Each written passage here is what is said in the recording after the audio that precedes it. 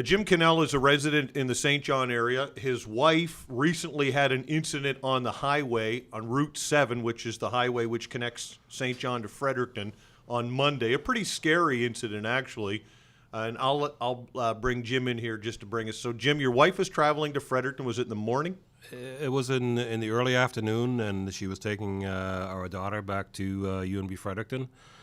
It was a clear day, sunny day, cold but clear. The roads were clear, and she was traveling towards Fredericton when a transport truck was heading towards St. John, and a large piece of ice lodged. How large? What size? Well, I wasn't there, but like approximately the size of a sheet of plywood, but about 8 inches thick. Holy jumps. And it flew off the truck, kind of past the trucker's side window, and then hit the windshield fair and square and poked a gigantic hole into the windshield. And cracked. The windshield's destroyed, I assume? Yes. And the roof structure impacted as well, I would assume? No, not at all. Not at all. Oh, is that right? Yeah. Okay. It's just the damage seems to be just the windshield itself. Okay. But it came right through and created, I would say, probably like a 2.5, 3 foot hole. Right. And what about herself and injury and all of that stuff? Well, she was quite lucky, but she has like a lot of cuts all over her face. Fortunately, she was wearing glasses, and that protected her eyes. My daughter, very fortunately, who was in the passenger seat, did not receive any injuries whatsoever, which is very bizarre, but obviously very, very great. There were 2 vehicles following my wife, it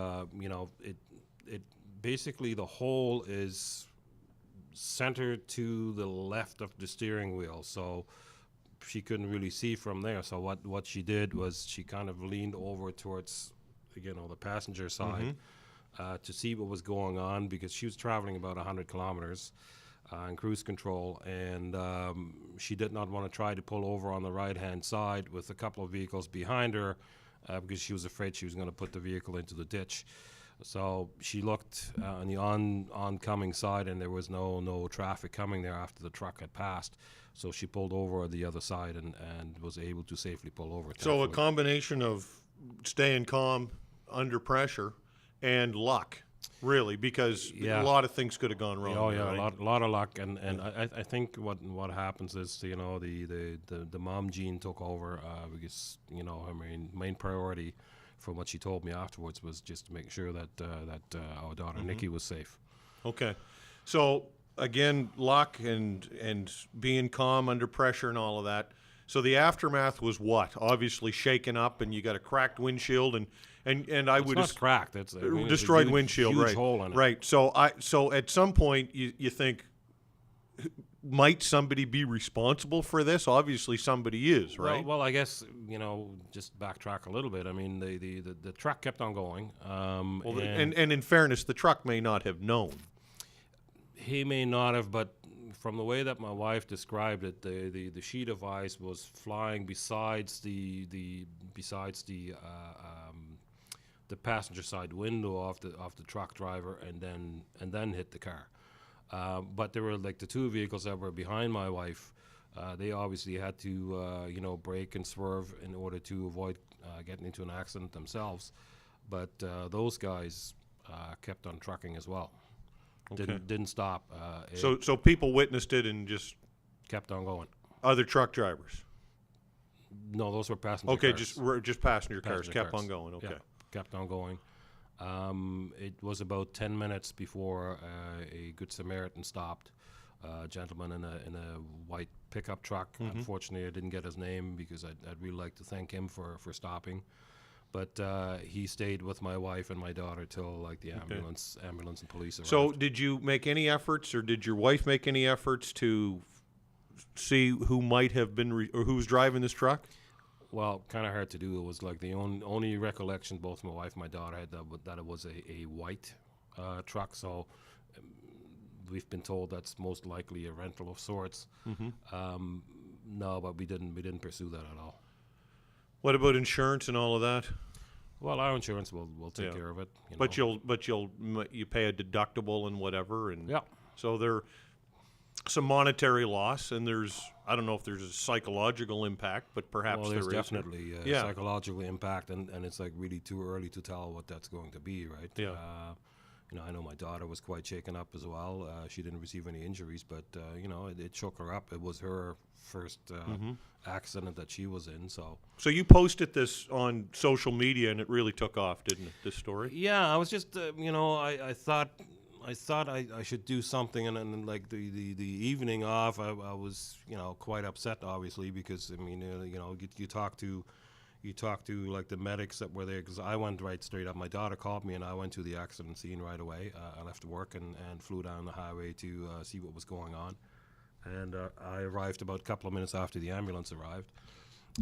So made sure that my wife was taken to the hospital, and then took care of the vehicle, and finally took my daughter to Fredericton, where she was supposed to go, and then went back to St. John to check on my wife at the hospital. So that's kind of the way that worked. And like that evening, I was pretty upset because talking to the medics, for example, they said that they've been to quite a few of these kinds of scenes, and usually they are a lot worse. And one of the medics said the first scene she ever went to was a scene just like this, but the person was decapitated. Wow. So whenever they get these kinds of calls, they obviously fear for the worst. And that's kind of what is upsetting, because I could have lost my family in one foul swoop, and just over something that probably could have been avoided. And I think because it's easy to relate to how terrifying might be an exaggeration, but how upsetting this is. People are in those situations, they're driving all of the time. That's probably why it took off in social media, or why people have talked about it. Yeah, I think so. I mean, like it must have struck a nerve, because I certainly didn't expect there to be such an outpouring, and there were like over 2,000 shares of the story and the pictures, and then CBC, radio and television did stories on it, and we agreed to it because we really wanted to raise awareness. It wasn't like we wanted to pick on truckers or any of those types of things. So but when you like say really raise awareness, expand on what you mean by what do you want people to be aware of? Well, really raising awareness that people should clean off their vehicles, because I mean it's not just tractor trailers and transports. I've personally witnessed many times over the years, large chunks of ice coming off SUVs and passenger cars, and it's just as dangerous. It's when you actually see like the hole in the windshield and the magnitude of the damage that occurred there from a piece of ice, it really made me kind of stand back and take notice, because I figured, well, it's a piece of ice and falls on the ground and breaks into a gazillion pieces, and I certainly never expected to see this kind of result. So what have you learned about laws or whatever when it comes to responsibility of commercial truckers? Because you would think that commercial truckers would have some level of responsibility to not have this happen. Is there any level of responsibility that's on the books that you know of or you've learned about? I don't know. I mean, the CBC story that one was on television said that in New Brunswick there were no laws. But you know what? I mean, it's one of those things. Maybe something needs to be done. And if I drive a pickup truck and I'm helping a buddy move, and I load a whole bunch of crap in the back, and I don't tie it down, and I drive down the highway, and something flies off and hits another vehicle, well, you're damn right. I want to be held responsible, and rightfully so. And if your wife did get decapitated, they would be finding out who drove that truck. I'm sure they would. Right? Yeah. So, I mean, that says it all, doesn't it, really? Well, yeah, kind of, and I mean, it's there's really like two parts to the story that is upsetting to me. I mean, for one, obviously the ice coming off the truck and hitting the vehicle, and almost killing my wife and my daughter. The other issue really is that the people behind her didn't stop. and then it took 10 minutes for somebody to stop. It was obviously an accident scene, and there was lots of traffic going by. So I find that a little hard to take because in the Maritimes, I always thought that we were different. That we cared a lot more about people, and it seems like over the last 5-10 years, I've really noticed like a drop in that. Like a lot of people just don't seem to care anymore what happens to other people, and they just go on their merry way, and they, I'm fine, and why should I care? Right. Well, isn't that kind of part of being human? Yeah. To help other people out, and that's as upsetting and possibly even more so than the ice coming off the truck. Yep. So I don't know, and I don't know what the answer is. I don't know what the trucking industry can do. I mean, I saw certain stories where like the weigh stations, they apparently have certain things that scrape the stuff off. Or, I don't know, and it's not up to me to decide what should be done.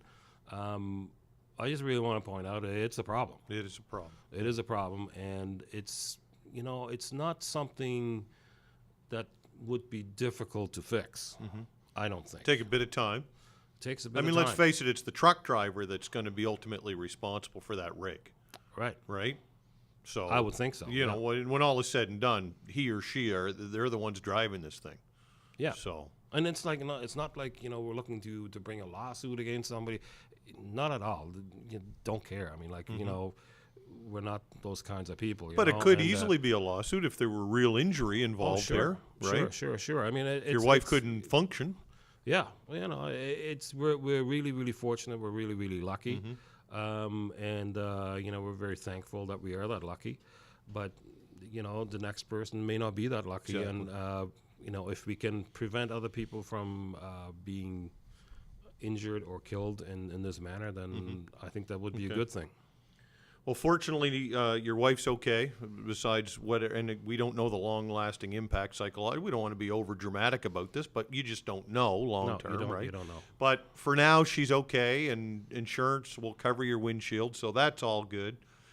So I guess hopefully we can just, like you said, raise awareness. If at least something comes out of it, then yeah. I mean, anybody that's listening to this, just clean your window, clean your roof off, clean, like everything else. Just make it clean, which is what you're supposed to do in the first place. And you're going to save fuel driving. Your vehicle's going to work better. You're not hauling around a bunch of weight. Yeah, and how long does it take to do it? Yeah. Not very long. So do it, and if you see somebody who isn't doing it, then maybe point it out to them.